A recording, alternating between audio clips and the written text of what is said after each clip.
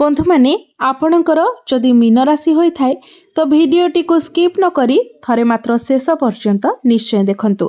कारण मीन राशि व्यक्ति विशेष मानकर जीवन यही पवित्र सरस्वती पूजा ठारू बदलिबाको जाउछि। आपणकर जीवन में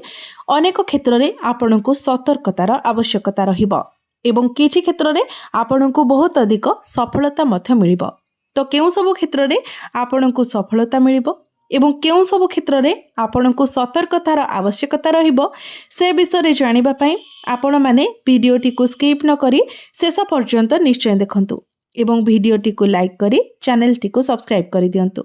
कमेंट बॉक्स रे भक्ति एवं श्रद्धार सहित जय मां सरस्वती निश्चय लिखंतु। तो बंधु माने आसंतु आरंभ करिबा आजिर एही कार्यक्रम को जहां आपणकर जन्म राशि तथा चंद्र राशि उपरे आधारित अटे।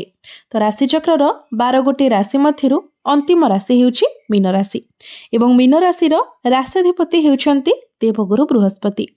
गुरु आपणक कुंडलीर चतुर्थ भावरे गोचर करुछंती। तो बंधु माने गुरु जेहेतु आपणकर चतुर्थ भावरे अछंती तो स्वास्थ्य आपणकर बहुत भल रहिबो, इम्यूनिटी सिस्टम आपणकर स्ट्रांग रहिबो। किंतु आपणकर प्रथम भावरे शनि गोचर करुछंती तो आपणकर इंडाइजेशन भली समस्या देखा दे पारे, मुंड बिंधा भली समस्या देखा दे पारे। तो आपण जेते पारिबे जेतेबेले आपण ट्रैवल करुछंती तो बेसी स्ट्रेस नियंतु नाही एवं जेते पारिबे आपण बाहर खाद्य को अवॉइड करबा पई चेष्टा करंतु कारण बाहर खाद्य को जदि आपण खाउछंती तो आपणकर पेट जनित समस्या मध्य देखा दे पारे। Oily food, fast food, junk food ए सबुठारु आपण जेते पारिबे दूरे रुहंतु। विद्यार्थी मानक कथा जदि कहिबा तो बंधु माने आपणकर प्रथम भावरे शनि गोचर करुछंती तो आपणकर माइंड टिके डाइवर्ट रहि पारे, आपण टिके कंफ्यूज होई पारंती, पाठ पढ़ारे आपणकर सेतेटा मन न लागि पारे। यह व्यतीत जेहेतु बुध, सूर्य, मंगल एवं शुक्र आपणकर द्वादश भावरे गोचर करिवे, राहुंक सहित गोचर करिवे तो एही दृष्टि मध्य आपणकर माइंड टिके डाइवर्ट रहि पारे। तेणु आपणको आपणकर पाठ पढ़ा प्रति टिके अधिक ध्यान देबाको पड़िबो, निजर पाठ पढ़ा प्रति आपणको अधिक फोकस करबाको पड़िबो। आपण चेष्टा करंतु जेमिति आपण निजे अन्य मनस्क न हुअंती किंबा निजर पाठ पढ़ा को न एड़ांती। पाठ पढ़ारे आपण जेते पारिबे अधिक समय दियंतु, नचेत एही सरस्वती पूजा परे जदि आपणकर किछि एग्जाम अछि तो आपणको समस्यार सम्मुखीन हेबाको पड़ि पारे। आपणकर प्रेम जीवन कथा जदि कहबा तो प्रेम जीवन रे मध्य आपणको टिके अधिक ध्यान रखिबाको पड़िबो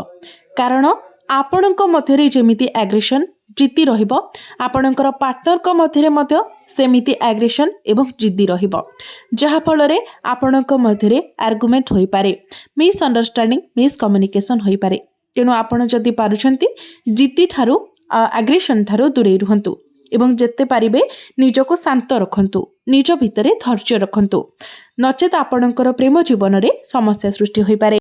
वैवाहिक जीवन कथा जदि कहबा तो आपणक वैवाहिक जीवनर अधिपति बुध आपणकर द्वादश भावरे गोचर करिवे एवं आपणकर प्रथम भावरे शनि गोचर करुछंती तो आपणकर जीवन साथी निजर कार्य को लेकिन टिके अधिक व्यस्त रही पारंती जहा फल रे आपणक मध्यरे टिके समय कम रही पारे। आपणक सहित आपणकर जीवन साथी आपणको टिके कम समय दे पारंती एवं आपणक मध्यरे टिके मिस अंडरस्टैंडिंग मध्य होई पारे। यह व्यतीत आपणक जीवन साथींकर स्किन रिलेटेड किछिटा प्रॉब्लम देखा दे पारे, जेमिति कि एलर्जी, इन्फेक्शन भली किछिटा समस्या देखा दे पारे। तो वैवाहिक जीवन एही सरस्वती पूजा ठारू आपणकर एवरेज रहिबो, बहुत बेसी भल नुहे किंबा बहुत बेसी खराब मध्य नुहे। आपणकर भाग्य कथा जदि कहबा तो भाग्य रे मध्य आपणको टिके विलंब देखा देबो जेहेतु आपणकर भाग्य भावर अधिपति मंगल सरस्वती पूजा दिन ही आपणकर द्वादश भाव को गोचर करिवे एवं राहुक सहित अंगारक दोषर निर्माण करिवे तो आपणको आपणक भाग्यर सेतेटा सपोर्ट मिली न पारे।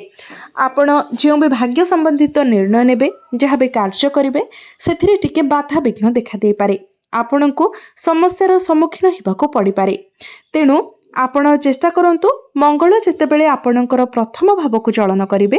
सेतेबेले आपण भाग्य संबंधित निर्णय नेबे। जे पर्यंत मंगल आपणकर द्वादश भावरे रहुछंती तो सेते पर्यंत आपण भाग्य संबंधित जहाँ भी बड़ डिसिजन नेबा पई चाहुछंती ताको टिके आपण स्थगित रखंतु नचेत एही समय जदि आपण किछि बड़ कार्य करूछंती सेथिरे आपणको समस्यार सम्मुखीन हेबाको पड़ी पारे। क्यारियर कथा जदि कहबा तो क्यारियर किंतु एही सरस्वती पूजा परे आपणकर बहुत भलो रहिबो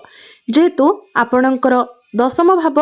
र अधिपति देवगुरु बृहस्पति जे कि आपणकर प्रथम भावर मध्य अधिपति अटंती से आपणकर चतुर्थ भावरे गोचर करूछंती बहुत भल स्थान रे गोचर करूछंती एवं गुरुंकर दृष्टि आपणकर दशम भाव उपरे ही रहुछि जहा फल रे आपणक मध्यरे ज्ञान बढ़िबो मैच्योरिटी लेवल बढ़िबो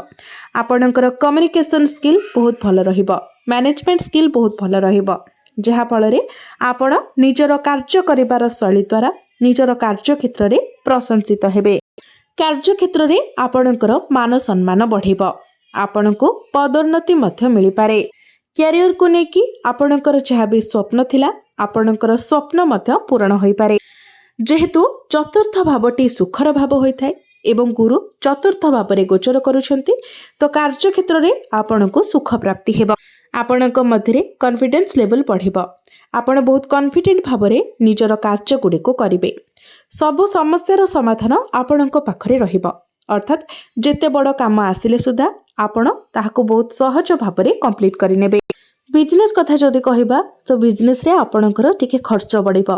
जेहेतु आपणकर सप्तम भावर अधिपति बुध जे कि बिजनेस रो कारक ग्रह मध्य अटंती से आपणकर द्वादश भावरे गोचर करिवे खर्च भावरे गोचर करिवे तो यार अर्थ होउची आपण निजर बिजनेस रे टिके अधिक खर्च करि पारंती गुरु मध्य आपणकर द्वादश भाव को देखुछंती जे कि आपणकर राशि रो अधिपति अटंती तो आपणकर अजथा खर्च मध्य वृद्धि पाई पारे एही समय आपण आपणकर घर ठारू दूर को जाई पारंती निजर काम कार्य को नेकी निजर बिजनेस को नेकी आपण दूर यात्रा करि पारंती किंबा विदेश यात्रा करि पारंती एबे आसंतु जानिबा किछि प्रतिकार विषय जो प्रतिकार गुड़िक करबा द्वारा जहाँ सब अशुभत्व रहुछि से गुड़िक खंडन होइजिबो एवं आपणको शुभ फल प्राप्ति हेबो सेथिपाई आपण प्रत्येक दिन आपणकर राष्ट्राधिपति देवगुरु बृहस्पतिंकर बीज मंत्र 108 थर जप करंतु एवं जेहेतु आपणक राशि रे वर्तमान शनि 7.5 चलीछि तो शनिंकर कोप दृष्टि रक्षा पाइबा पई शनिंकर अशुभत्व को कम करबा पई आपण प्रत्येक दिन शनिंकर बीज मंत्र 108 थर जप करंतु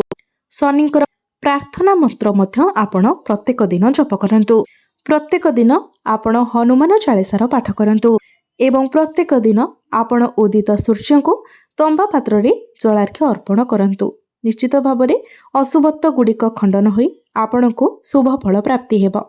तो बंधु माने आपणकर जीवन मंगलमय हेउ एहा ही ईश्वरंक निकटरे मोर प्रार्थना धन्यवाद।